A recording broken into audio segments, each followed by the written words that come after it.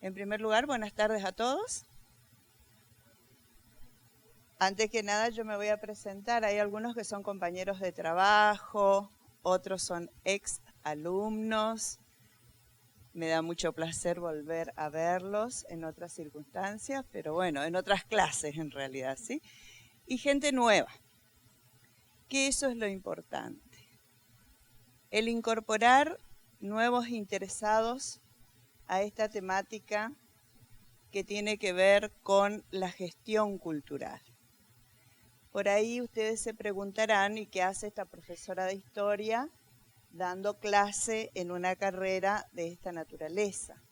Entonces, me voy a presentar un poquito, no para hacer currículum, sino para que ustedes encuentren esa explicación a esa pregunta de por qué ella, ¿no? Yo soy profesora de historia de formación, digamos, ¿no? Y bueno, me desempeñé siempre en distintos niveles de la enseñanza. Yo siempre digo que fuera del nivel inicial, ¿sí? Recorrí todos los otros senderos del sistema educativo. Pero siempre estuve vinculada a lo que es el patrimonio cultural. Es más, tengo una carrera hecha en el Instituto Nacional de Bibliotecología y Museología en La Plata, ¿sí? ¿Por qué? Porque mi vida transitó siempre dentro de los museos. Tengo una debilidad por ellos y, bueno, en este momento seguramente muchos sabrán que estoy a cargo en una dirección ad honorem porque es una institución sin fines de lucro, como es el Museo Regional Aníbal Cambas. Una institución a la que yo ofrezco justamente cuando seguramente José Luis no me permitirá mentir, creo que va a hacer falta la práctica profesional. Así que el museo además está acá enfrente. O sea, cruzando esta callecita está el Museo Regional Aníbal Cambas, que es el más viejo de toda la región. Está cumpliendo 75 años de vida. Está remozado con un edificio nuevo y tiene las colecciones etnográficas, arqueológicas e históricas más importantes de la región. Es más, tenemos 2 compañeros de trabajo haciendo la carrera acá, lo cual también me place muchísimo. Ayer José Luis Castiñeira y también Olga esbozaron cómo está organizada esta carrera. Entonces a mí me gustaría comenzar hoy diciéndoles que yo no voy a dar una conferencia, ¿eh? Nosotros vamos a dar clase, ¿sí?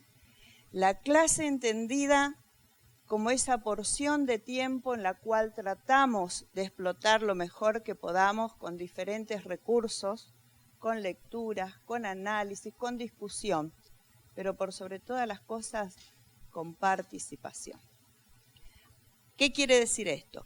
Que si bien yo voy a ir guiando la clase, eso no quita de que ustedes no levanten la mano, no participen, hagan sus aportes. Yo parto del supuesto de que acá hay saberes previos, y muchísimos saberes previos. Entonces, es bueno que esos saberes podamos compartirlo con el otro. Lo otro que quiero aclararles es que voy a hacer circular una hojita hoy para que todos coloquen sus direcciones de correo electrónico. ¿Para qué?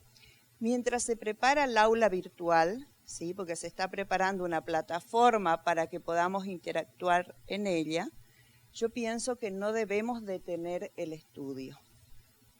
Desde ya tenemos que comenzar a estudiar, hay que aprovechar estos 3 años que nos brindan, ¿sí? Desde el primer momento. Y entonces yo me comprometo a enviarles por correo, ¿sí? Siempre que no me rebote alguno, el primer material para la lectura, porque hoy también ya van a llevar una tarea, ¿sí? Yo le llamo tarea, es una actividad, ¿sí? Que tienen que completar y traer para el próximo encuentro. No son muchos los encuentros por materia, yo saqué un cálculo de este primer cuatrimestre, como entramos un poquito atrasados, y estaríamos alrededor de 5 encuentros, ¿verdad? 6 como máximo. O sea que en 6 encuentros hay que desarrollar un programa completo. Y las ciencias sociales son bastante complejas, requiere de muchísima lectura y también de comprensión. Por eso me pareció interesante prepararles una primera actividad, que no va a ser cosa del otro mundo, van a tener que ir a hacer algunas averiguaciones, van a tener que completar un cuadrito, imprimir y traer para compartir en el encuentro que viene. ¿Estamos de acuerdo? ¿Sí? Bueno, muy bien. ¿Cómo se llama esta materia en primer lugar? Esta materia es una introducción a las ciencias sociales. Allá, parece que no. Bueno, podemos mirar por cualquier lado acá, ¿no? Uno se desorienta un poquitito cuando no es el aula de todos los días. Pero bueno, los que están de aquel lado pueden mirar allá. Yo voy a seguir cualquiera de estas dos pantallas y la mayoría que está de frente puede seguir en esta pantalla, ¿sí? Comenzamos. ¿Por qué una introducción a las ciencias sociales? En primer lugar, ¿podemos pasar la filmina siguiente? Yo estoy acostumbrada a trabajar con una netbook y voy pasando, o sea, me siento, me paro. Entonces, todo esto todavía es medio que me incomoda, sí, pero ya nos vamos a ir acostumbrando. ¿Por qué estudiar ciencias sociales? Y sobre todo, en una carrera como gestión cultural. Podemos hacernos miles de preguntas por empezar, ¿y qué son las ciencias sociales? ¿Sí? Fíjense que acá tenemos dos componentes, la palabra ciencias y la palabra sociales. Sin entrar al concepto de las ciencias sociales, yo creo que entre todos, cada uno con sus aportes, podemos contestar esa pregunta: ¿por qué se estudia ciencias sociales? No solo en este ámbito, sino en muchos otros ámbitos más. Son muchísimas las carreras que incorporan ciencias sociales dentro de su programa. Yo busqué algunas de las respuestas, ¿sí? Pero me parece que a ustedes por allí se les puede ocurrir otras. Diariamente, en nuestra vida cotidiana, estamos utilizando conocimientos de las ciencias sociales y quizás no nos damos cuenta. A ver, cuando ustedes se levantan a la mañana, ¿qué es lo primero que hacen? Además de higienizarse, ir al baño y ese tipo de cosas. ¿De qué se preocupan después? ¿Sí? ¿Qué están haciendo allí con desayunar? Alimentándose, satisfaciendo una necesidad básica. Y esa comida que ustedes están ingiriendo todos los días, ¿sí? Sale de algún lado. ¿No es cierto? ¿Por qué? Porque nosotros producimos alimentos. Y todo lo que atañe a la producción, a la distribución y al consumo de los alimentos, lo estudia una disciplina social. Aunque nosotros creamos que la economía es puro número, no es así. Cuando nos manejamos solamente con números en la economía, es porque en realidad nos estamos estafando nosotros mismos. La economía es mucho más que eso. La economía es una ciencia del hombre, es una ciencia social, es una ciencia que se preocupa de estudiar todo lo que tenga que ver con la producción, la distribución y el consumo. Y esa es una tarea que hacemos todos los días. Pero también abrimos la ventana y ¿qué hacemos? ¿Miramos? El clima, claro que sí, el clima. Necesitamos saber cuántos grados hace, si nos ponemos un pullover, si salimos semidesnudos, etcétera, etcétera, etcétera. ¿Quién nos proporciona la información diaria sobre eso? Una disciplina social.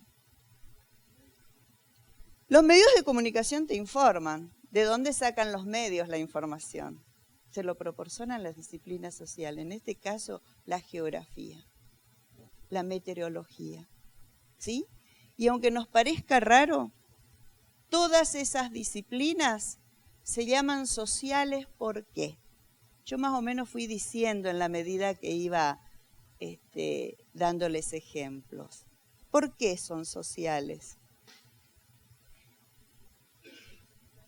Muy bien, porque salen de la sociedad. ¿Y la sociedad qué es? ¿Qué es una sociedad? Un conjunto de hombres. Salen del hombre. El hombre es un ser social. Naturalmente es un ser social. No puede vivir solo, no puede vivir aislado. ¿Y desde cuándo somos seres sociales? Desde que nacemos. Y en la historia de la humanidad, el hombre formó ya sus primeros grupos por necesidad económica. El primer grupo humano, ¿saben cómo se llamó? Microbanda. Un grupito así de hombres que se unían con unos instrumentos precarios de piedra ensartados en un palo, y con eso asusaban ni siquiera eran cazadores, porque lo que hacían era asusar al animal, hincarle, ese animal se desbandaba, lo acorralaban, y cuando se desangraba, lo remataban. Si no era un grupo, no satisfacían la primera necesidad básica, que es la alimentación. Entonces, fíjense ustedes, ojo, yo también les voy a mandar el Power. Todo lo que se elabora para la cátedra no es propiedad del profesor, es de ustedes. Entonces, a través de los correos electrónicos, ¿sí?, yo ya les mando la información, y el Power, que es una síntesis de lo que vamos a conversar en estas 2 horas. Y también les permitirá interpretar el material escrito que les voy a mandar como resultado de este primer encuentro. ¿Está claro? Entonces, ¿qué yo les puse allí? Yo puse que las ciencias sociales incluyen varias disciplinas, ¿sí? Ya vamos a ver cuáles son. Esas disciplinas se encargan de estudiar el comportamiento humano, por eso se llaman ciencias de la conducta humana, o simplemente ciencias sociales. Al hablar del comportamiento de esos grupos, el comportamiento de la sociedad, etcétera, etcétera, estamos hablando justamente de ciencias de conducta humana o ciencias sociales. ¿Cómo estudian ese comportamiento humano a través del tiempo? No solamente teniendo en cuenta el tiempo, sino también teniendo en cuenta las diferentes sociedades, porque nosotros vivimos en una sociedad, pero hay grupos que viven en otro tipo de sociedad, hay otros que viven en otro tipo de sociedad, y así sucesivamente, ¿sí? O sea, no es una sociedad, sino las sociedades. Hay que multiplicar esto. Esos conocimientos que yo les pregunté inicialmente también son necesarios para comprender este mundo que nos rodea, pero no solamente para comprenderlo, para interactuar en él, para interactuar con los demás, para interactuar con nuestros semejantes, para producir cambios en el mundo. Cuando nosotros estudiemos los grandes cientistas sociales, y una de las tareas que tienen que llevar hoy es justamente sobre ellos. ¿Por qué estudiamos esos hombres? Porque esos hombres se preocuparon, ¿sí?, por la realidad social que observaron e intentaron interpretarla e intentaron propuestas para realizar cambios. En el fondo, a lo que todos aspiramos siempre es a producir cambios para vivir en una sociedad mejor, ¿sí? Un político dirá, en una sociedad que sea realmente justa, solidaria, etcétera, etcétera, o simplemente una sociedad feliz. Todos y cada uno de nosotros somos responsables, ¿sí?, de los cambios que se producen en la sociedad. Y también debemos asumir una responsabilidad, asumir un rol dentro de esa sociedad para que justamente los cambios, por supuesto, sean positivos. ¿Podemos ver la otra? Ustedes pueden definir el objetivo de las ciencias sociales como conocer al hombre y los procesos sociales e institucionales que han surgido en el caminar de la historia humana. Es decir, las ciencias sociales se preocupan del estudio de ese comportamiento humano en las sociedades a través de tiempo y espacio. No se olviden de las dos coordenadas importantes.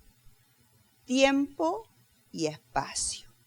En primer lugar, porque toda actividad humana se desarrolla en un lugar determinado y en un tiempo determinado. ¿Sí? ¿Quiénes protagonizan los hechos sociales? Los hombres. Y no somos invisibles, ocupamos un lugar. Ese lugar es el espacio, ¿sí? Y ese espacio se modifica en la medida en que el hombre interviene y tiene un tiempo, es un espacio en un tiempo determinado. Entonces esos dos componentes no desaparecen dentro de las ciencias sociales, menos en una de ellas que es la historia, ¿sí? La historia es una de las disciplinas más importantes de las ciencias sociales y para la historia tiempo y espacio es fundamental. Por eso decimos no hay historia sin geografía y no hay historia sin cronología. No podemos acá. Cuando nosotros decimos no nos gusta la cronología, ¿y cómo vas a estudiar la historia si no le vas a datar? ¿No es cierto? Si yo estudio la Revolución Rusa, la tengo que ubicar en Rusia, pero la tengo que ubicar en un tiempo determinado. Bien, pasamos. Estas son este listadito que yo les preparé acá. Ayer estaba Arturo Barrufaldi por acá. Yo pensé que lo iba a tener de compañero acá dando clase, pero bueno, no vino. ¿Por qué digo? Porque se ha incorporado una nueva disciplina social, es una de las más jóvenes, las relaciones internacionales. ¿Sí? Pero vamos por las básicas, las que conocemos más. Economía, política, psicología, y dentro de la psicología social es fundamental. Hoy día, la historia sobre todo, yo hablo siempre más de la historia porque es mi formación, ¿entienden? Y además si me escucha Villafáfil hablando de economía, me va a criticar desde que comienzo hasta que termino. Pero bueno, algo de economía les voy a decir. La antropología, física y cultural, o sea, las dos grandes ramas de la antropología. Acá está Castiñeira, que también nos puede dar una mano, porque es antropólogo.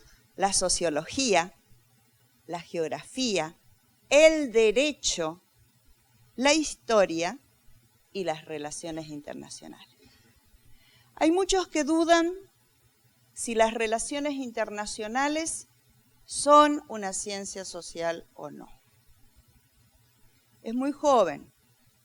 Es más, se habla de relaciones internacionales recién a partir del siglo XVII, cuando la Europa, después de la Guerra de los 30 años, y donde se firma una paz, que es la paz de Westfalia, establece por primera vez lo que se llama el equilibrio europeo. Y es allí donde los estados tuvieron que definir sus límites, ¿sí? Asegurarse de mantenerlos. La idea era que ese equilibrio no permitiera que un estado avanzara más que el otro, etcétera, etcétera. Y la disciplina que comienza a estudiar esas vinculaciones entre los estados y que incluso especifica mucho más su estudio en lo que hace sobre todo a los intentos del sostenimiento de la paz del mundo y de la seguridad mundial, son las relaciones internacionales. ¿Sí? ¿Seguimos? Podríamos decir, como una suerte de conclusión de esta primera etapa, yo tengo esa manía, voy avanzando, luego me detengo y es como que revisamos otra vez. ¿Sí? ¿Por qué vamos a trabajar de esta manera?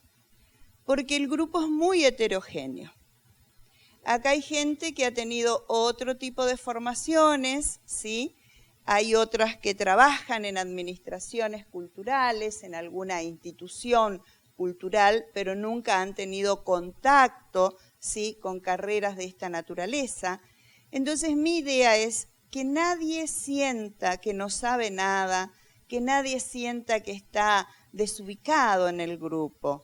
Y vamos a ir avanzando todos juntos. El que está mejor preparado, porque ha leído más o porque ha hecho una carrera distinta, etcétera, etcétera, tenga un poco de paciencia, que va a llegar un momento en que vamos a estar más o menos a la altura todos juntos, ¿de acuerdo? ¿Sí? La idea es que se entusiasmen con esto, ¿eh?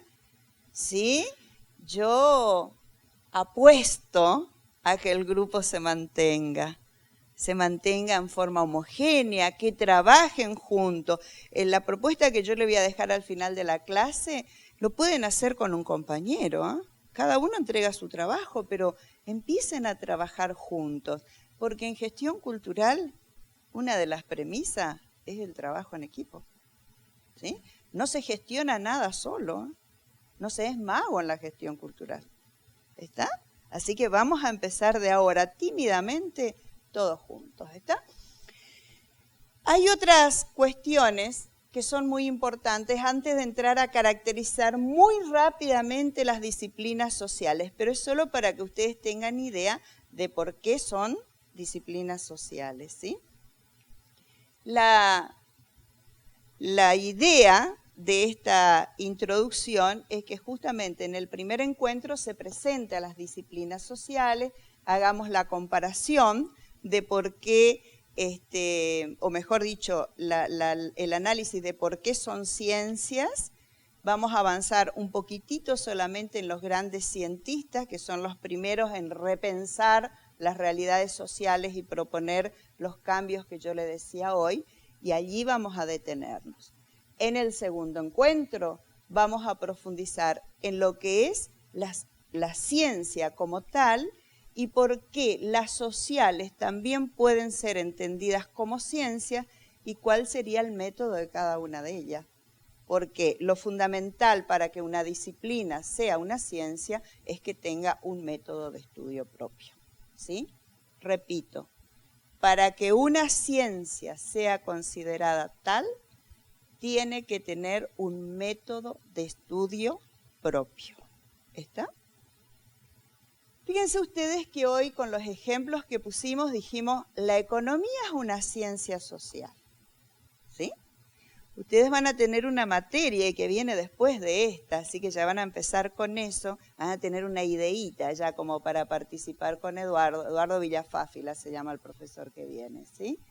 Es un ingeniero que en realidad su formación docente es en la economía y bueno, fue profesor durante muchos años en el Instituto Saavedra, ¿sí? Hasta que se jubiló, pero sigue dando clases, ¿sí? La economía. Yo le puse como un concepto muy básico, ¿sí? Como para que vayan teniendo una idea inicial, que es una disciplina social que estudia el modo en que la sociedad utiliza sus recursos limitados, que tienen usos alternativos para producir bienes y servicios para el consumo presente y futuro. Ojo con lo que el presente y el futuro. ¿Qué tiene que ver esto con la población, por ejemplo? Nosotros sabemos que la población crece a pasos agigantados. Los recursos son los que proporciona la naturaleza y los que el hombre intenta a través de actividades económicas como agricultura, ganadería, etcétera, etcétera, etcétera. Pero ya en el siglo XVII, un tal Malthus se preocupó muchísimo al analizar este fenómeno. Si la población sigue creciendo al paso que va, ¿habrá recursos suficientes para todo el mundo en el futuro? Bueno, yo no tengo la respuesta, no me miren porque yo no les voy a contestar eso. ¿Sí? Esa es una de las preocupaciones actuales del mundo. Los recursos naturales. El crecimiento de esa población que también tiene que satisfacer sus necesidades, no solo la de hoy, sino la que va a venir. Y nosotros como seres humanos también nos preocupamos por quiénes, por los que van a venir porque son nuestros hijos, nuestros nietos, nuestros herederos, etcétera, etcétera, etcétera. O sea que una cosa es el vivir el presente y también otra cosa importante es preocuparse por el futuro. Ahí es donde entra nuestro compromiso también. ¿Sí? La otra disciplina social muy importante es la política. A ver, ¿qué entienden ustedes por política? Acá hay varios egresados de la carrera de Ciencia Política del Saavedra.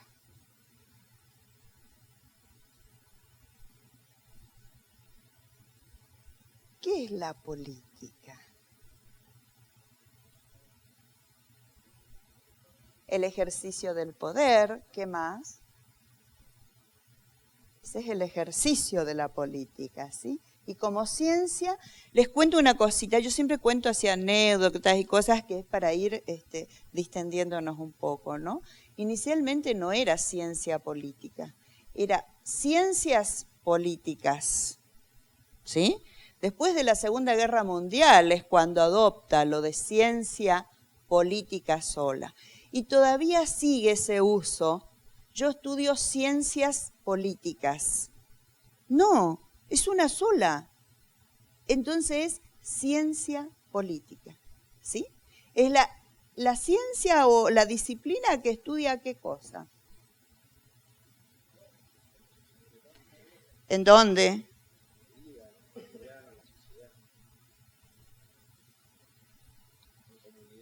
Sí. Policiudad, dice Liliana. ¿Mm?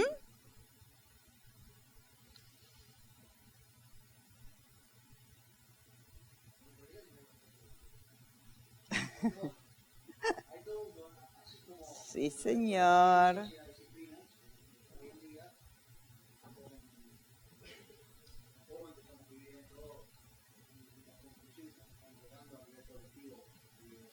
Sí.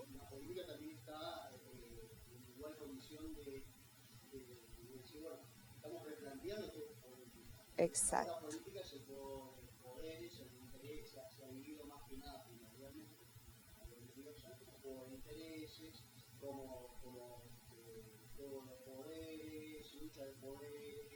Muy bien, todo eso son temas de la ciencia política.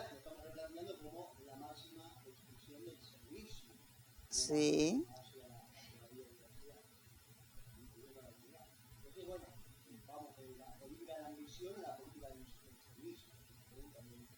Muy bien. Eso depende desde qué punto se lo mire, ¿sí? Desde qué ideología se la mire, desde qué paradigma está. Pero básicamente la ciencia política se dedica a estudiar los sistemas políticos, su estructura, sus funciones, etcétera, etcétera, etcétera. Y por ahí hay que desmitificar algo también. El que va a estudiar ciencia política, por ahí cree que allí se le va a enseñar a ser un buen político. No, no se le enseña a ser un buen político. Sí se le va a enseñar algunas herramientas que le podrán ser útiles, pero por sobre todas las cosas, la ciencia política debe ser una de las ciencias sociales más inherentes al hombre. El hombre es un ser político por naturaleza, ¿sí? Entonces, va a ser una disciplina de la cual vamos a tratar profundamente en otro encuentro. Acá la idea es solamente que ustedes vayan teniendo idea cuáles son las ciencias sociales, ¿sí? Vamos a otra ciencia social, que es la psicología. Cuando nosotros hablamos de psicología, hablamos de esa disciplina que estudia el comportamiento individual, ¿no es cierto? O sea, ¿un psicólogo quién es? El psicólogo es el que trata, digamos, al individuo, ¿no? Cuando tiene determinados rasgos, necesidades, etcétera, etcétera, de consultar al psicólogo, al psiquiatra, lo que fuera. Lo orienta, lo va ayudando, etcétera, etcétera. Pero también hay una psicología social, que es la que yo decía hoy, que está muy conectada con la historia. Cuando los pueblos se movilizan, cuando los pueblos provocan revoluciones, ¿sí? ¿Por qué reaccionan? ¿O por qué tardaron tanto en reaccionar después de un sojuzgamiento de 300 años? Pongo un ejemplo, la Revolución de Mayo. ¿Sí? Qué casualidad que en el año 1810 toda América estallara en una ebullición sola, cuando no hay internet, no hay fax, no hay teléfono, no hay radio, no hay nada. ¿Cómo es que reaccionaron todos los pueblos al mismo tiempo? Previas, ¿no es cierto? Eso es lo que se llama la maduración de las conciencias colectivas. Y eso es lento, extremadamente lento. Yo puedo reaccionar como individuo ante una acción, provoco una reacción rápida, ¿sí? Pero yo, individuo. El grupo tiene que moverse en conjunto. Eso es lento, extremadamente lento. Puede tardar siglos. Y la psicología social en este caso hace sus aportes, ¿sí? Y nos puede ayudar a los historiadores a interpretar un proceso histórico. ¿Está? Es más, es la que más está ayudando en este. Yo digo que la arqueología, fíjense ustedes que es lo más material que hay, y la psicología social pueden cambiar incluso el relato histórico. ¿Sí? Bueno, yo la arqueología la interpreto, la puedo interpretar dentro de una antropología, José Luis. Lo que pasa es que depende de las escuelas de pensamiento, ¿no es cierto? Porque hay algunas arqueologías que todavía están dentro de universidades con carreras como ciencias naturales. Porque se trata desde la antropología física. Ahora, si es desde una antropología cultural o social, la arqueología va a estar inserta en ese tipo de carreras o humanidades. Exactamente, la tradición de la Universidad de La Plata. Muy bien, sí. A ver. No, la historia de los pueblos no, sino la toma de conciencia de los pueblos. ¿Está? Exacto. Muy bien, mirá qué buena la pregunta de ella. Ella dice, ¿cómo es eso de que maduraron todos juntos? ¿Apareció un líder? Yo digo que aparecieron dos cosas. Aparecieron los líderes y apareció la causa directa que provoca la ebullición. Que en este caso, bueno, todos sabemos que es lo que desencadenó la situación española, la invasión napoleónica. Invade Napoleón, corona un nuevo rey, francés el hombre, ¿sí? Los españoles que dijeron, acá no queremos este rey. Y comienzan su propia guerra. Y crean su propio gobierno, que son las juntas. Un modelo que América toma después. Por eso yo digo, la influencia de la Revolución Francesa y habrá estado sin las ideas liberales. Belgrano era un liberal, Castelli era un liberal. Pero los elementos, las herramientas y los ejemplos para tomar las decisiones lo toman de la tradición española. De la legislación, porque además no se salen de la legislación. Castelli cuando va al debate el 22 de mayo, ¿con qué se fue? Con las leyes de Alfonso X el Sabio, con eso se fue. La soberanía retrovierte al pueblo y sobre eso había que pensar. Legitimidad y acefalía, son las dos cuestiones de la Revolución Americana. No hay rey, no hay gobierno, está acéfalo. ¿Qué es legítimo? Que reasumamos nosotros, el pueblo, exactamente. Es muy fácil enseñar Revolución de Mayo y Revolución Americana. Lo que pasa es que nosotros complejizamos mucho a veces el conocimiento, ¿sí? E intentando dar muchísimas explicaciones, no explicamos lo básico, ¿sí? Y a nuestros niñitos hay que enseñarles lo básico, ¿sí? Yo hablo de la educación en todos los niveles, ¿no? Vamos a la otra, la antropología. ¿Qué es la antropología? A ver, Griselda.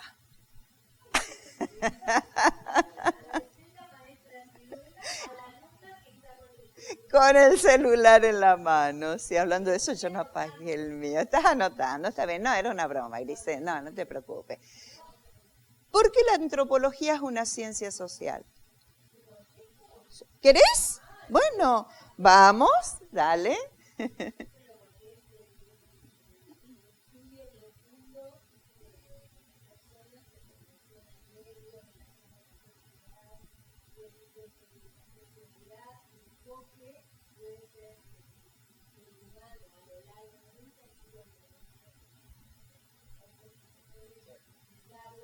Bueno, está bien, el humano.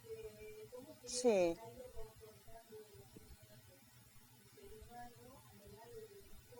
Muy bien. Bien, alumna Griselda. Es cierto, la antropología estudia al hombre. Lo que pasa es que hay diferentes antropologías, ¿sí? A ver, preguntémonos, ¿los hombres siempre fueron como nosotros? ¿Los primeros hombres fueron como nosotros? Eran más feos, sí. Siempre fueron iguales, solo que algunos rasgos fueron cambiando. Y esos rasgos tienen que ver con la cultura. La cultura además es algo que se aprende, no es algo que se hereda. Así que el hombre, en ese comportamiento que va teniendo en relación con la sociedad, también va cambiando, ¿sí? Pero la antropología física, por ejemplo, ¿qué estudia? Estudia lo biológico, es decir, las partes del ser humano, etcétera, etcétera, ¿no? Y va comparando los diferentes tipos que se fueron dando en esa evolución hasta llegar al Homo sapiens. Porque nosotros, ¿qué somos? Homo sapiens, sapiens. Sí, solo que nosotros no lo vamos a ver, ¿no es cierto? Porque eso tarda ¿cuánto? Ah, tampoco sabemos, son miles y miles de años, ¿sí? Ahora, pregunto algo básico. ¿El hombre de América nació en América? Bueno, una de las teorías es que de origen asiático. La teoría del origen múltiple, ¿qué dice? Que son diferentes oleadas, migraciones, ¿verdad? Provenientes de diferentes espacios geográficos que llegaron a América. Yo hay algo, quiero desmitificar también algo, ¿no? Alguien dijo una vez, veo un indio y veo a todos. Mentira. Son distintos. Distintos en algunos rasgos, características, formas culturales, bla, bla, bla, bla, bla. ¿Sí? A ver.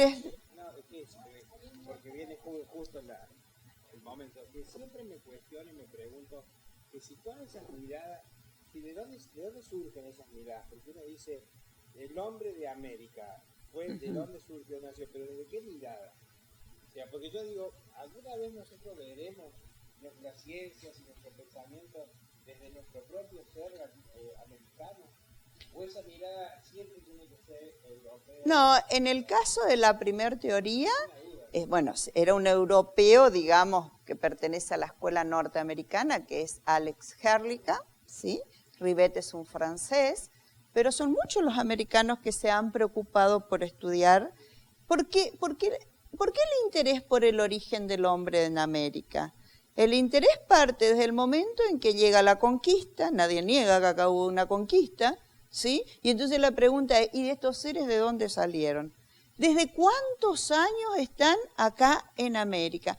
¿Tienen la misma antigüedad que el hombre europeo? Es como el hombre europeo. ¿Cuándo el hombre europeo comienza a preguntarse qué antigüedad tiene? Cuando empieza a encontrar un montón de utensilios que le llamaban piedras de rayo. Miren, creían que era el rayo que lo hacía. Fíjense que hasta ese momento, estamos hablando del siglo XVIII, la ciencia no había avanzado tanto en ese sentido. Tuvo que aparecer un Darwin para dar las primeras explicaciones y así la ciencia fue avanzando. Yo creo que por eso podemos decir que son ciencias nuevas, tremendamente nuevas.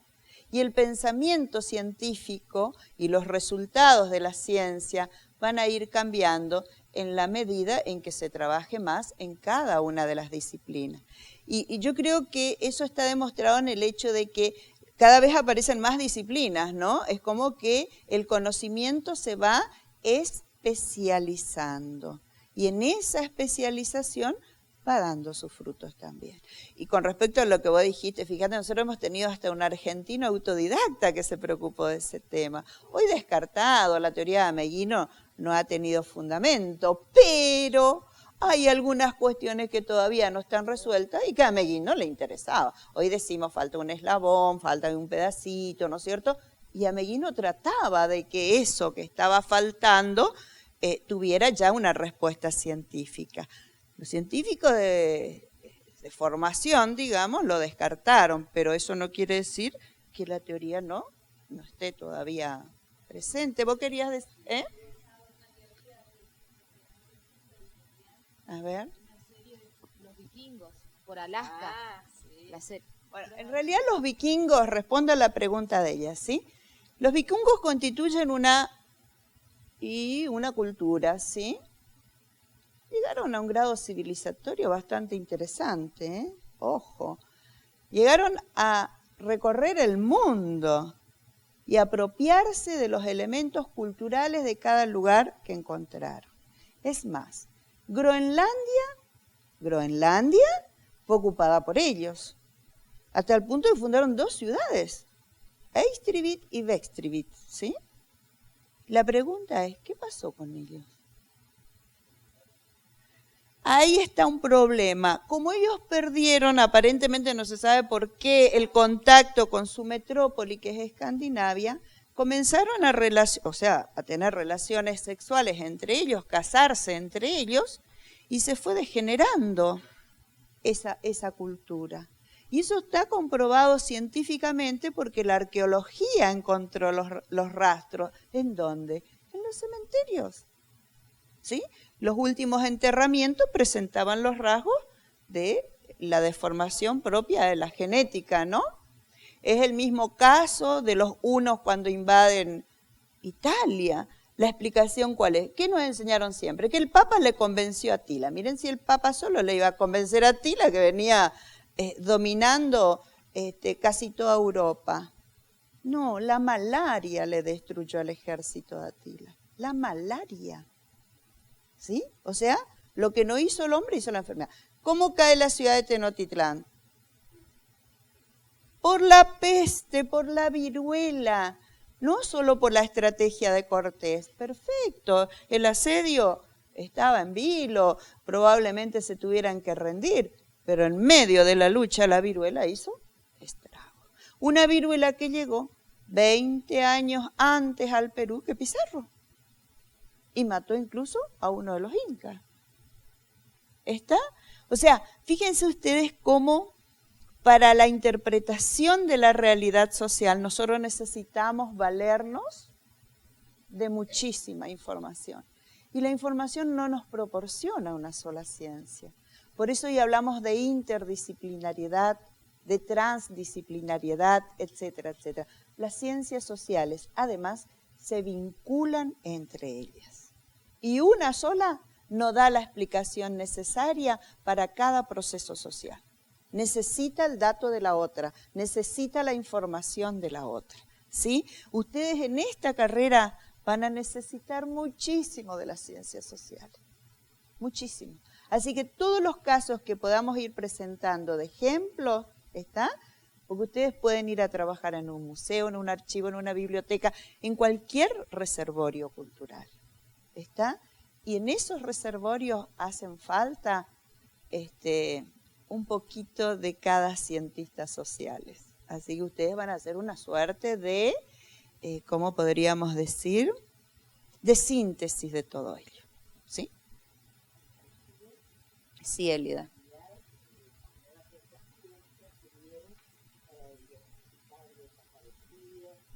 Correcto. Exacto. Yo no hice por ahí una aclaración, pero, por ejemplo, la antropología cultural, ¿qué hace?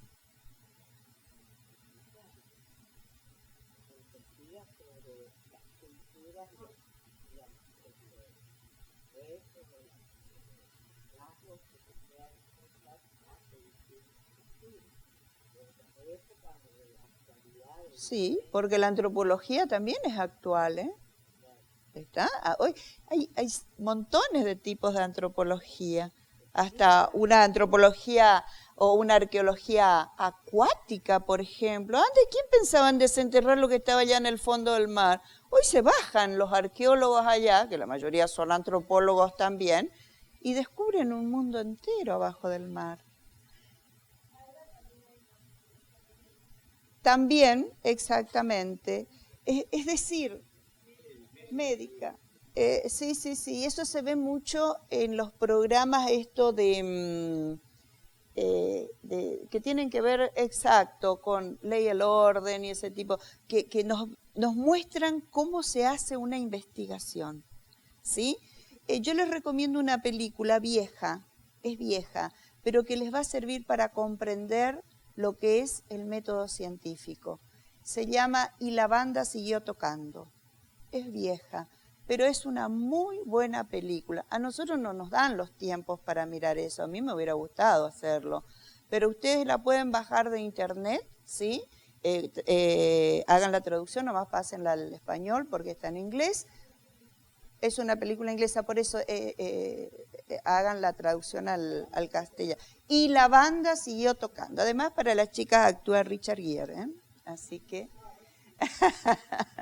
Bueno, otra cosa para terminar con esto de la antropología.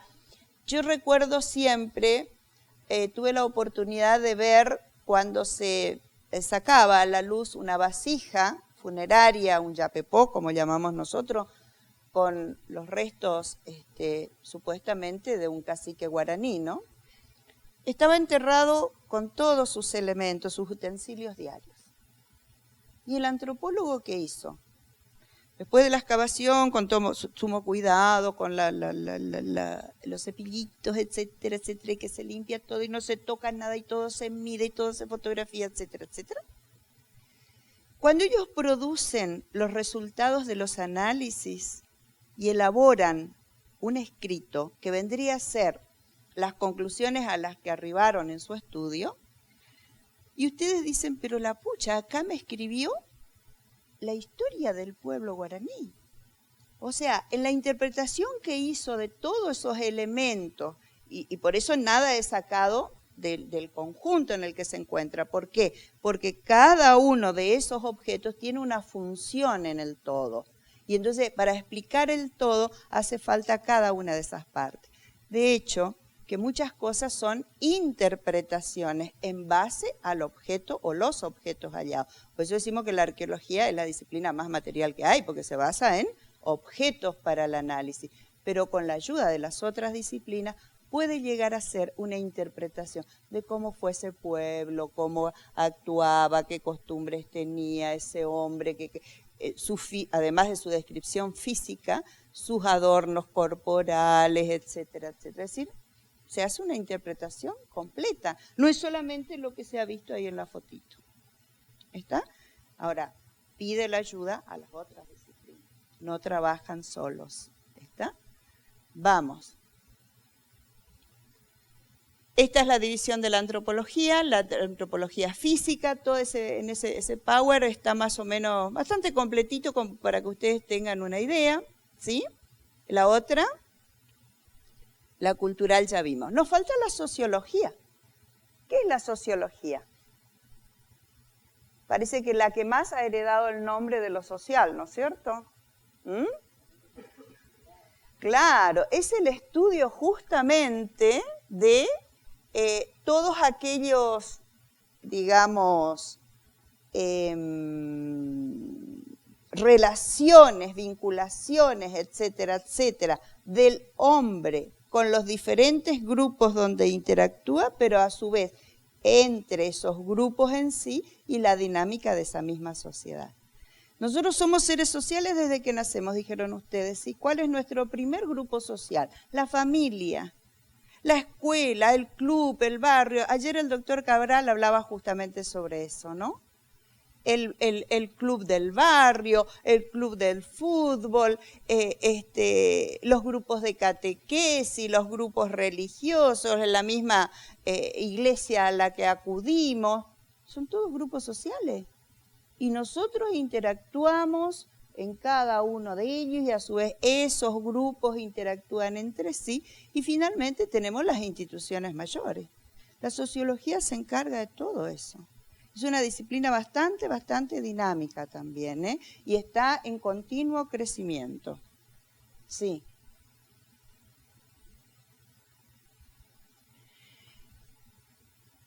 Una pregunta. Yo pregunté hoy para qué estudiamos ciencias sociales.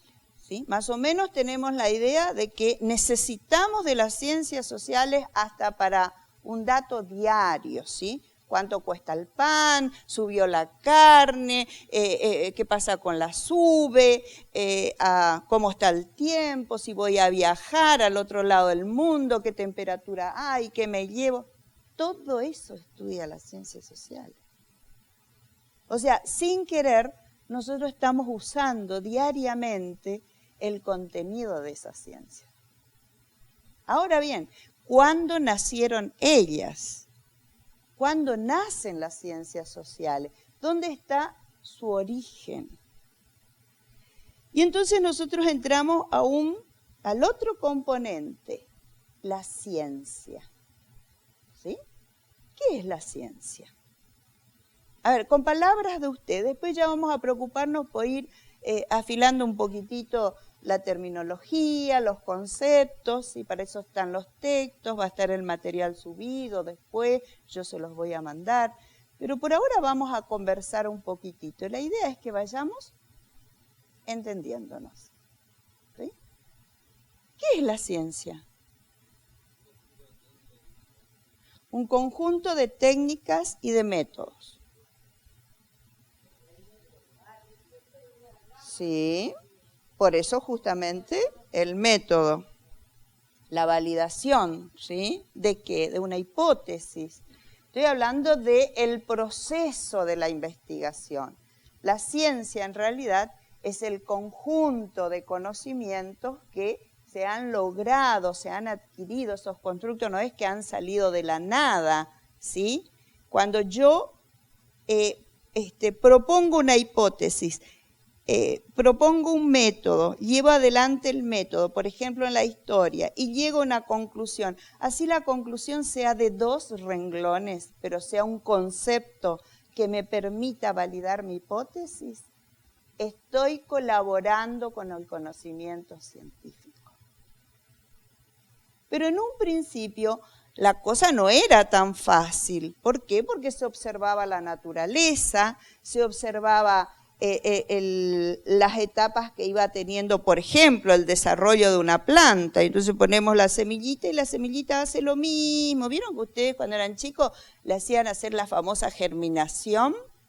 ¿Y qué hacían después en los cuadernos? Anotaban el proceso, las etapas de ese proceso.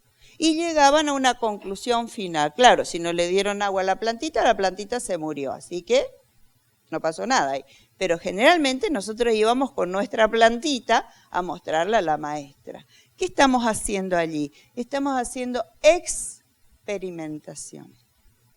Inicialmente se comenzó con la experimentación, cuando los primeros cientistas, los primeros en pensar, composiciones teóricas en relación a cómo llegar a un conocimiento, cómo comprobar una verdad. En la Edad Media eran verdades nada más, ¿sí? ¿Cómo llegamos a comprobar eso? Y bueno, hay que observar y hay que experimentar. Las 2 palabras que se usan. Observación, experimentación, ¿sí? Y al final llegar a una conclusión. Esto es mucho más fácilmente aplicable a lo que nosotros llamamos las ciencias duras, ¿no es cierto? O a las ciencias naturales. Por eso las naturales crecieron muy rápidamente, ¿sí? Avanzaron muy rápidamente.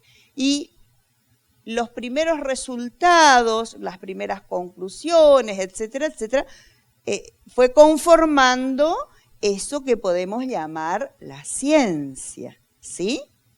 Pero ¿qué ocurre? El mismo método de las ciencias naturales se pensó. A ver, Juan.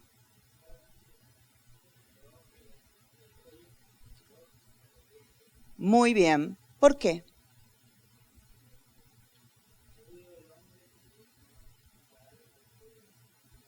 ¿Por qué? Hoy estoy doña preguntona. Muy bien. En realidad, nosotros, en el caso de la historia, somos sujeto y objeto. Es la única ciencia donde el hombre es sujeto y objeto de estudio. Nosotros somos los que protagonizamos los hechos históricos, pero a la vez el historiador tiene como objeto de estudio a ese mismo sujeto, que es él. O sea, somos sujeto y objeto. Entonces, pasado esto, digamos, a las demás disciplinas sociales, ¿qué era lo que se pensaba? Que no se podía aplicar ese método de las ciencias naturales a las conductas humanas o a las conductas sociales. ¿Por qué? Porque eran variables, no se podían predecir, ¿entienden? Entonces, hay quienes todavía siguen negando que las ciencias sociales sean ciencias. Porque no se pueden establecer leyes universales. Y lo que se buscaba era establecer leyes universales. ¿Y saben cuándo más se agudiza el conocimiento de lo social? Cuando el hombre está en crisis. ¿Sí? ¿Y dónde el hombre estuvo realmente en crisis? ¿Y dónde los pensadores y filósofos y economistas decían, pero no puede ser que esta sea la realidad social que estemos defendiendo? Más que una guerra, Elías, la revolución industrial. Cambió todo. Los paradigmas comienzan a ser cambiados desde el momento que Copérnico dice acá, la Tierra no es el centro del universo. La teoría heliocéntrica ya cambió todo. El descubrimiento de América cambió la interpretación de la realidad mundial. Fíjense que ahí comienza ya la mundialización. Lo que nosotros hoy llamamos globalización no es nada más ni nada menos que una etapa de la mundialización. ¿Sí? Porque el hombre descubre América y en cierta forma acaba con el conocimiento del planeta. O sea, por fin el planeta es analizado en su contexto. La esfericidad terrestre, el intercambio comercial, el dominio de una región por otra. Yo dije hoy, nadie niega que acá hubo conquista. La economía europea cambia a partir del descubrimiento de América. Entonces, acá nos encontramos con un montón de gente rara a la que había que estudiar también. Entonces cambia el estudio de las disciplinas sociales, la antropología aparece también, ¿no es cierto?, un poco tardíamente. Comienzan las preocupaciones de la ocupación de ese espacio, de dónde venimos, etcétera, etcétera, etcétera, ¿sí?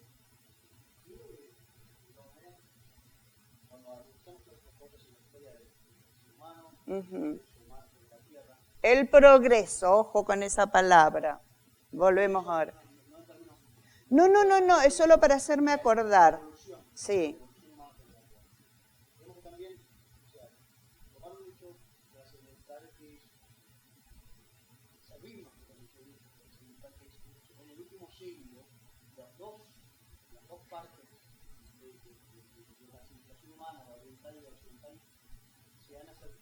Sí. Muy bien. Entonces, aquí en las Américas, sí, nosotros, digamos, la educación y el desarrollo del conocimiento en general tiene una línea que es eurocentrista, eurocéntrica y eurocentrada. Que todo comienza, continúa y finaliza. Correcto. De Europa y la sí. europea, cuando digo Europa Europa más que nada.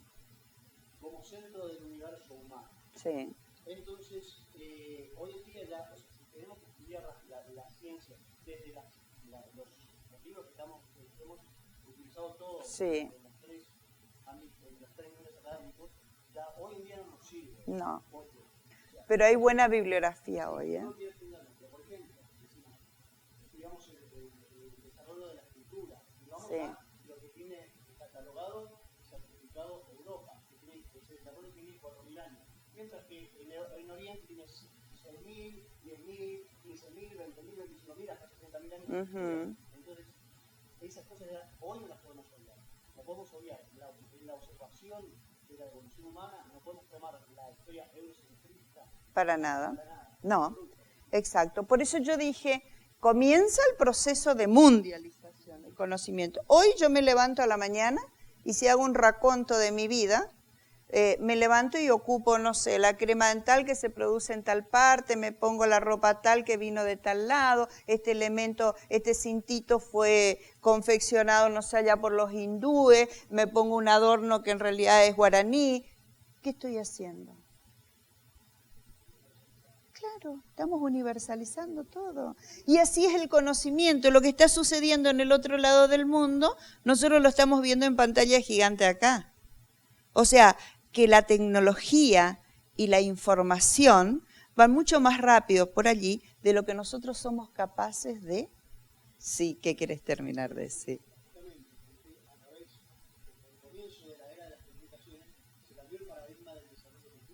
Claro. Sí, sí. Está bien. Hoy seguimos hablando de las culturas, pero intercomunicadas. Por eso yo, para cerrar lo que él está diciendo, cuando ustedes van a ver globalización en otra materia, ¿sí? Esa globalización tiene por característica fundamental justamente el desarrollo de las tecnologías y de la información, ¿sí? Entonces, volvemos a lo nuestro. Los grandes cambios que se dieron en la historia de la humanidad tienen que ver con el acercamiento y la proximidad de los pueblos. Si nosotros decimos Edad Media, por ejemplo, ¿le suena? ¿Sí? ¿Cómo vive el hombre de la Edad Media?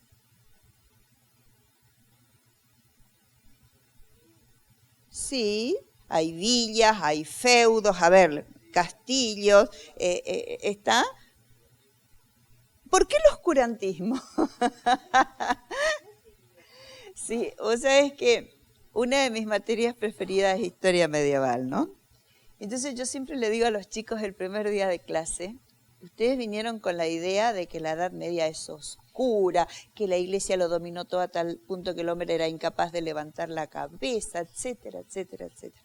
Vamos a irnos a fin de año con la idea de una época más alegre, más brillante, y que si no hubiera existido, jamás hubiera existido una edad moderna, un humanismo, un renacimiento. ¿Por qué? Porque la Edad Media tuvo esa función de poder transmitir los valores de la antigüedad clásica al mundo moderno. Y entonces tiene una enorme virtud.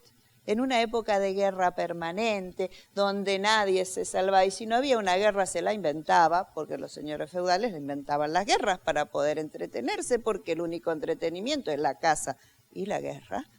No obstante, tenemos el trabajo del monje, tenemos trabajo del mercader, tenemos el trabajo del artesano, tenemos el desarrollo de una burguesía y un comercio que son los que llevaron a la Edad Moderna esos grandes cambios que justamente, cambios que van a hacerle ver al hombre la necesidad de un análisis de esa realidad, la necesidad de la producción de un conocimiento sobre esa realidad y, en síntesis, hace ciencia, ¿sí?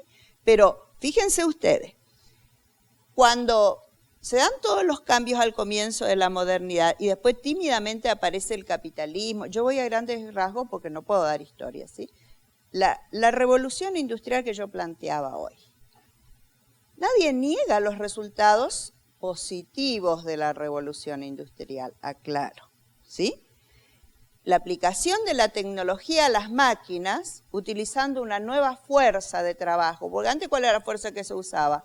El hombre y el caballo o la mula. Ahora reemplazamos por otra fuerza, por otra energía, y entonces viene el vapor de agua, la fuerza del vapor de agua, ¿sí? Después vendrán otros tipos de energía. Pero la revolución industrial inicial comenzó con eso. Entonces revolucionó las fábricas textiles, revolucionó la minería, revolucionó con su máquina de vapor los barcos, los trenes, etcétera, etcétera, etcétera. ¿Quiénes comienzan a trabajar ahí? Un precario obrero. No es un obrero especializado inicialmente. Las fábricas tampoco eran especializadas. Ese obrero se fue especializando con el trabajo diario y el aprendizaje diario. Pero los resultados sociales y económicos de la revolución fueron tremendos para la sociedad. ¿Sí? La formación de los primeros barrios fabriles, ese proletariado, ¿sí? Del cual tanto nos habla Marx después. Conjuntos sociales nuevos, ¿sí? Que aparecen y se tienen que desarrollar en una sociedad que no los esperaba, porque las ciudades no estaban preparadas para eso.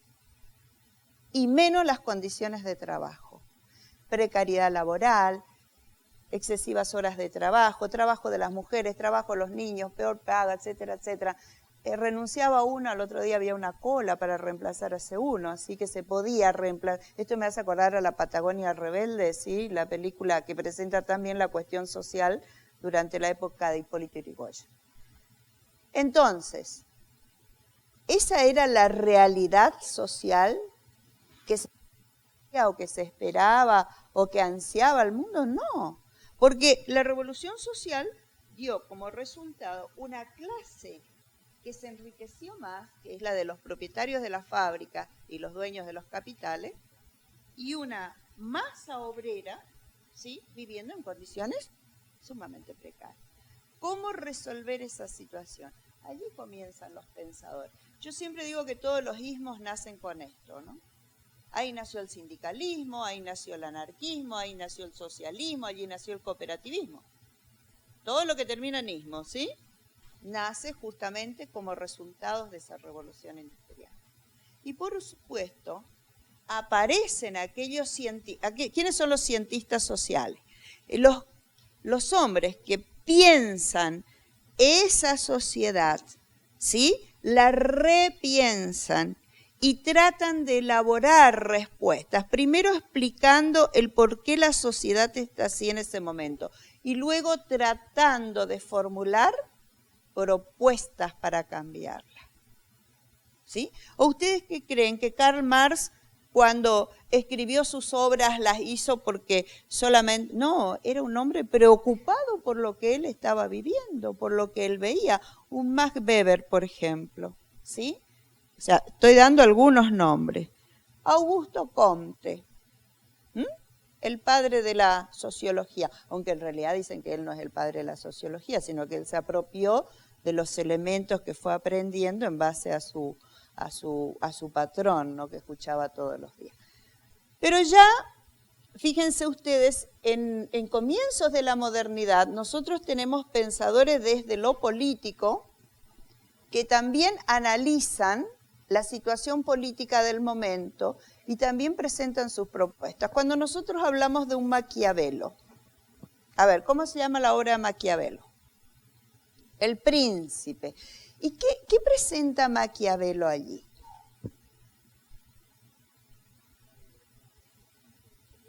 Sí, pero sobre todo, ¿es algo que él propone?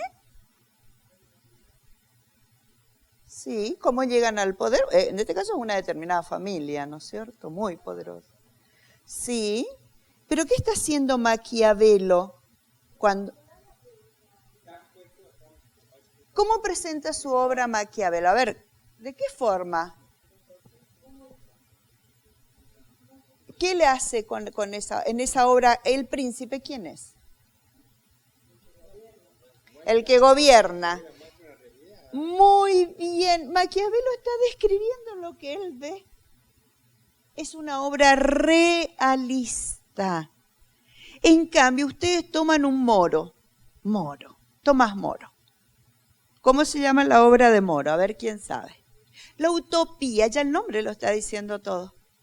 Él está formulando una respuesta a lo que ve, pero en forma teórica, y entonces hace una propuesta teórica. Por eso le llamó la utopía. En realidad él piensa una sociedad ideal, democrática, etcétera. Incluso la localiza acá en el norte de América del Sur, etcétera, etcétera, etcétera.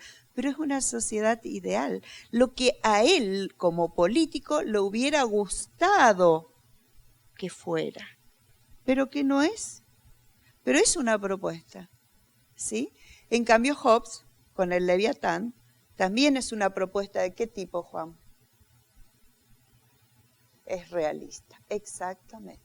Una cosa es describir la realidad crudamente en una obra y otra cosa es proponer el cambio de esa realidad que se vive y que se describe en otra forma.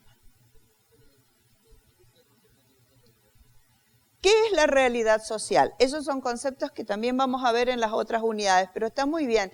A ver, ¿qué es la realidad social? Lo que vos ves hoy, ¿sí?, en tu entorno, esa es la realidad que vos observás. Pero la realidad que vos observás a lo mejor no es la misma que observa José Luis, que observa cualquiera de las chicas o las de acá, etcétera, etcétera. Es como cuando yo tomo el análisis de un tema en historia y le doy el mismo tema a Iris, a Gavilí, a Estival, a Leo Duarte. El mismo tema yo le doy. ¿Sí? Y les digo, bueno, chicos, acá tienen una propuesta. Hagan un ensayo, una investigación histórica, ¿sí? Algo me tienen que hacer sobre la Revolución de Mayo. Ningún trabajo va a ser igual al otro, porque cada uno interpreta la realidad en una forma distinta. Exactamente. ¿Está? Pero no obstante, estás trabajando sobre una realidad. ¿Sí? Mira, hay algunos que las califican de subjetiva. En realidad, ¿querés que te diga una cosa? Mirá que yo estoy en historia hace muchos años. Y una cuotita de subjetividad siempre hay en cualquier análisis. Vos siempre vas a poner algo tuyo. Nunca hay una objetividad total. La objetividad te tendría que dar el método que vos aplicás, ¿no es cierto? Pero en realidad, el que está trabajando sos vos. Y vos le vas a poner la cuotita tuya. Es más, yo pienso que hasta incluso en determinadas disciplinas que son más rígidas y más duras, también la subjetividad de quien está trabajando está presente. Y sí, porque somos humanos. Por eso...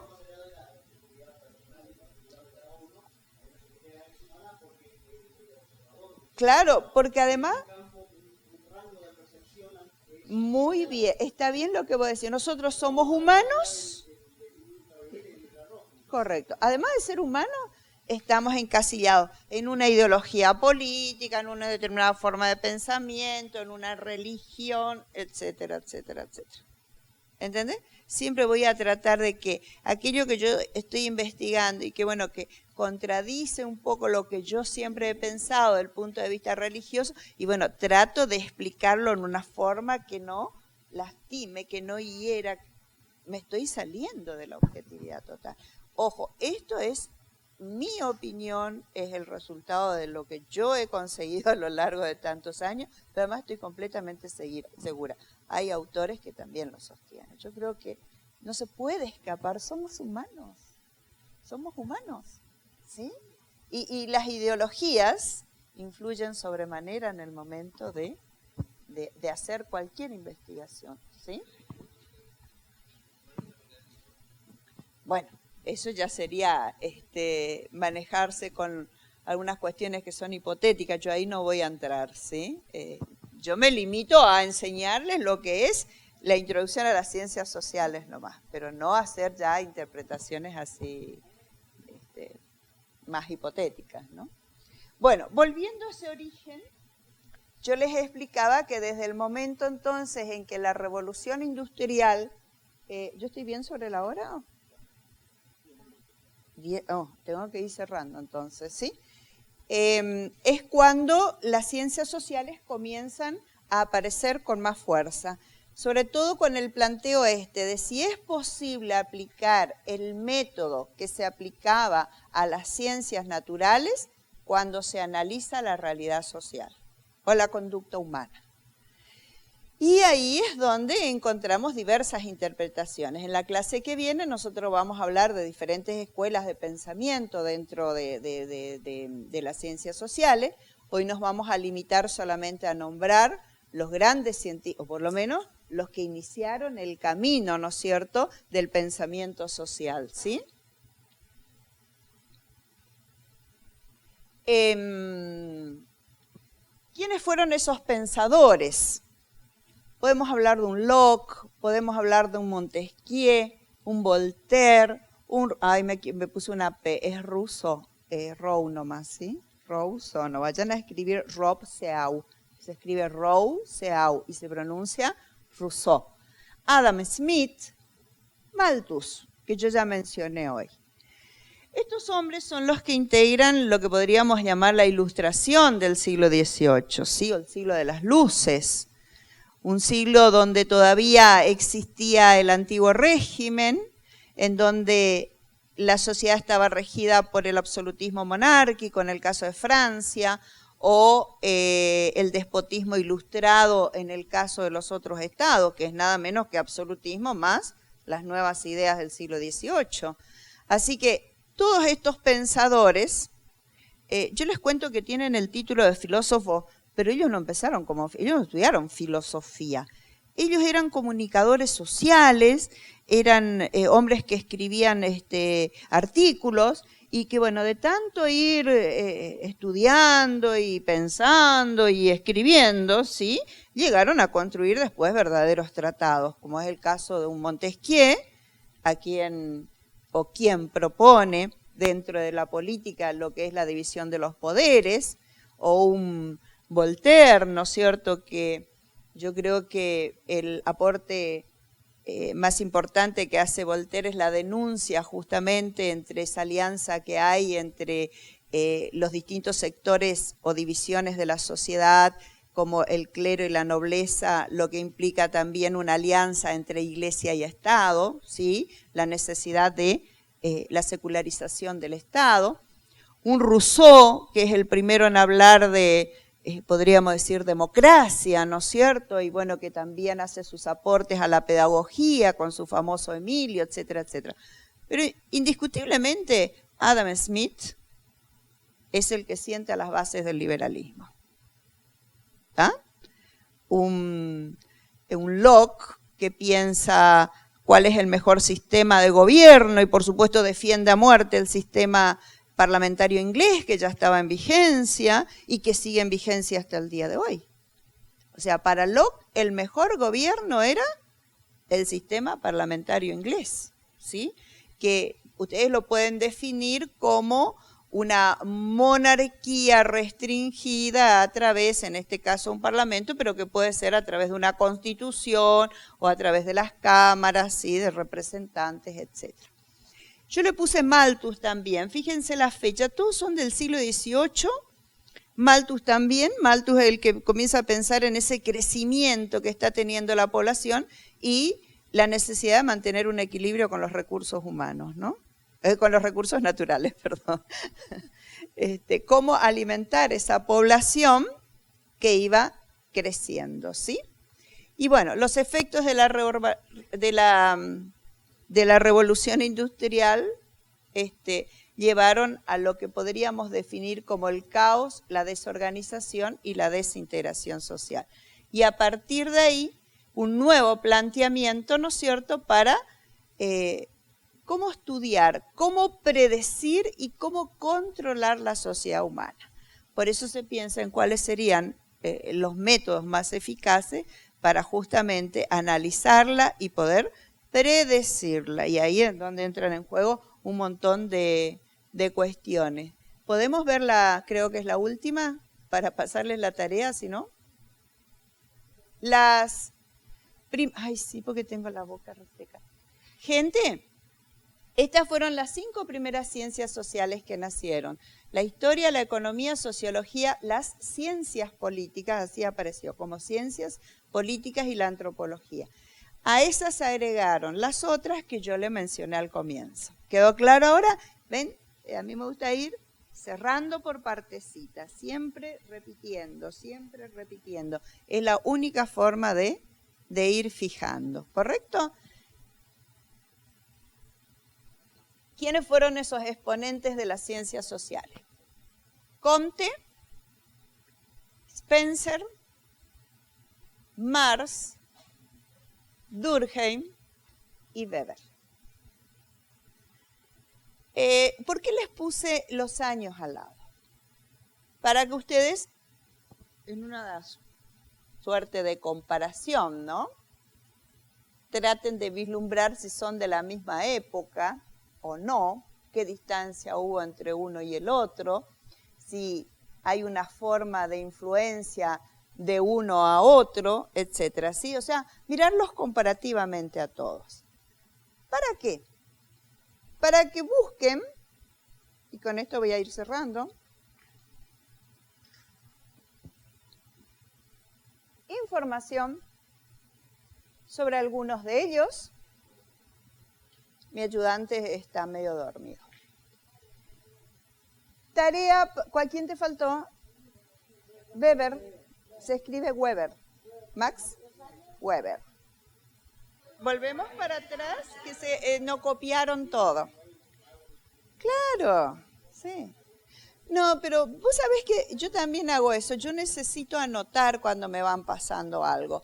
Es la única manera que yo fijo. ¿Sí? No, ahora viene la tarea. No son de todos, Gabili. ¿Posamos la última? Ah, siguen copiando, volvé para atrás. Está muy bien.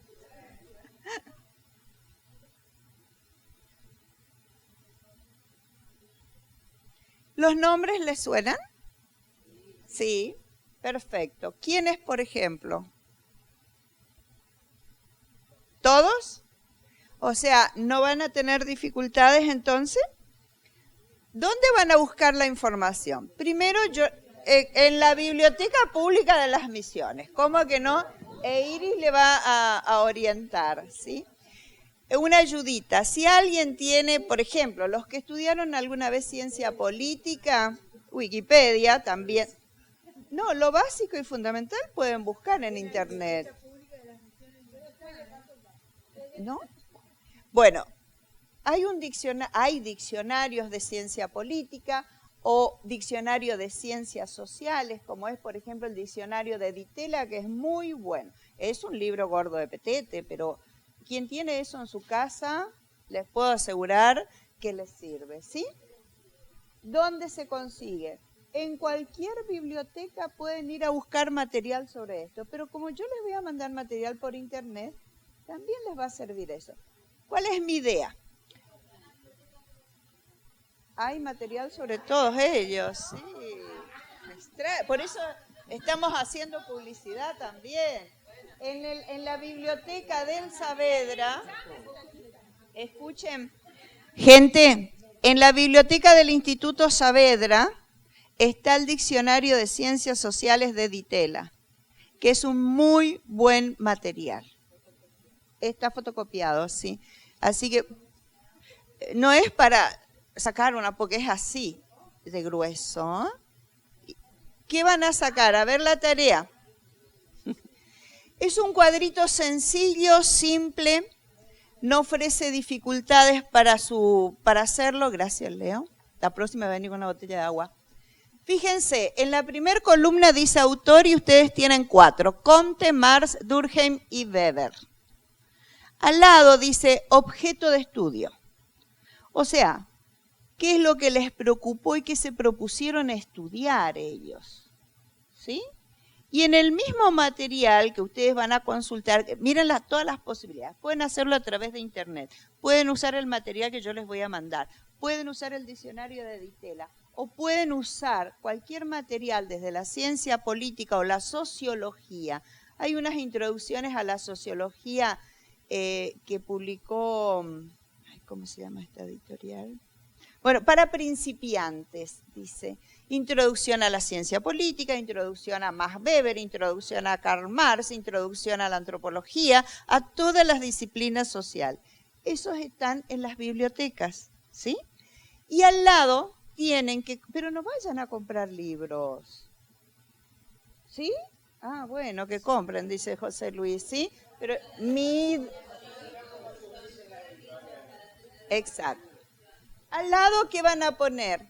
¿Qué método emplearon? ¿Sí? Y la obra que han producido. ¿Está? Una sola ayudita. El de Weber, que nos puede servir más acá, o si ustedes quieren leer algo más, nos sirve muchísimo el del suicidio. No es para que nos suicidemos todos. El suicidio se llama la obra, que es una obra de corte sociológico, ¿no? Gente, ¿se ha comprendido? No me manden al correo electrónico. Lo tienen que traer en una hojita para el próximo encuentro.